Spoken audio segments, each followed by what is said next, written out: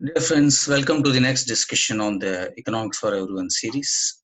We have been discussing about the different schools of economic thoughts.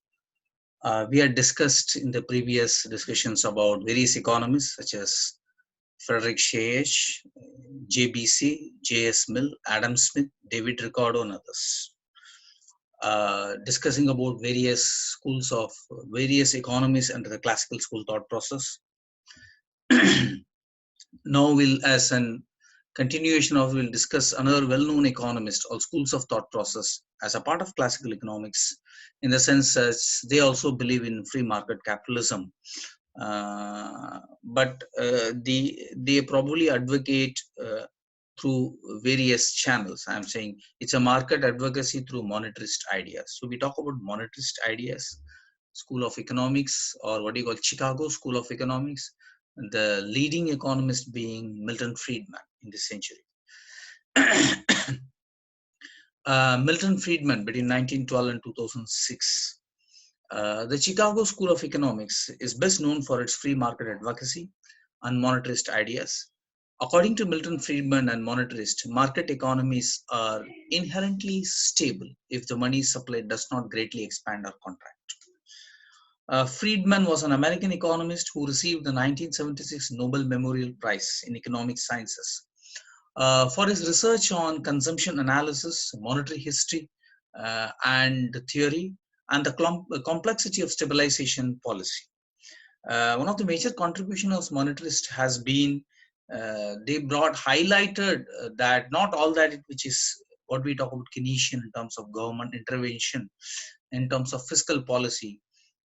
Money is a major factor as more and more economies in the modern times move towards a highly complex financial system, and which becomes the central axis of influence of many economies. So money plays a crucial role. In fact, money supply in interest rates does affect the real output and economic growth and activity in the economy. That's one of the major policies which they prescribe.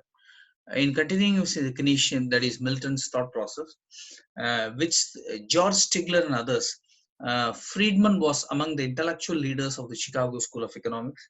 It's more of started as a neoclassical school of economic thought associated with the work of the faculty at the University of Chicago that actually rejected Keynesianism in favor of monetarism until the mid 70s, when it turned to new classical macroeconomics, heavily based on the concept of rational expectation, which we discussed earlier.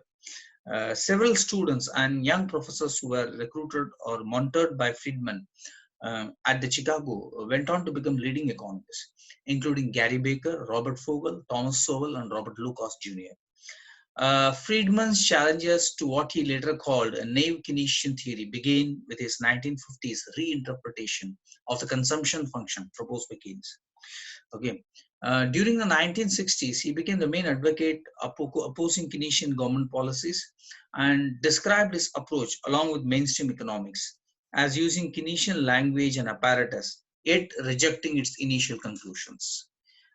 He theorized that there exists a natural rate of unemployment and argued that unemployment below this rate would cause inflation to accelerate. Uh, we just discussed in brief about the background of Chicago School on monetarist with a brief description of Professor Milton Friedman's ideas. Okay, we'll meet again. Thank you. Best wishes.